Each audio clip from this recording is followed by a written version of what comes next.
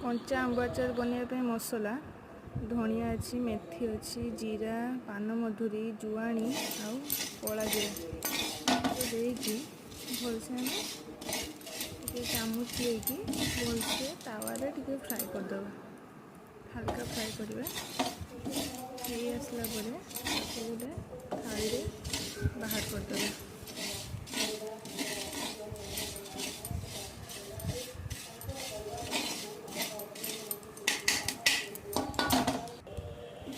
ये अच्छे कला सोरिष आंब मापरे कला सोरिष आम टे 150 ग्राम पाखी कला सोरिष को टे चरचड़ चरचड़ हाँ पर्यटन भाजीदे इसको हाई रखिए बंद करदे भाजी हो गला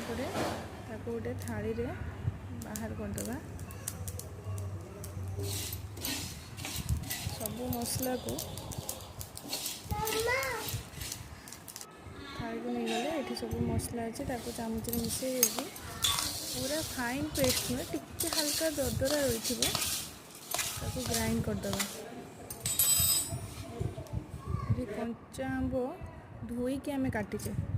धोईकी काटिकी रखीदे मसला पकईदे दरदरा गोटा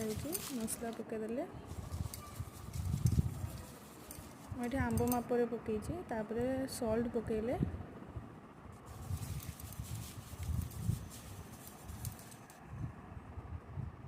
सॉल्ट ये 2 चामच पकईली आंब ठार कंचा आंब होना टी बेसी आंब लुण टी नहीं गले से जरीब मैंने खराब हेनी आंबटा हलदी मापर नहीं गले लंका गुंड नहीं गले राग जमी खाइबे से अनुसार लंका गुंड ने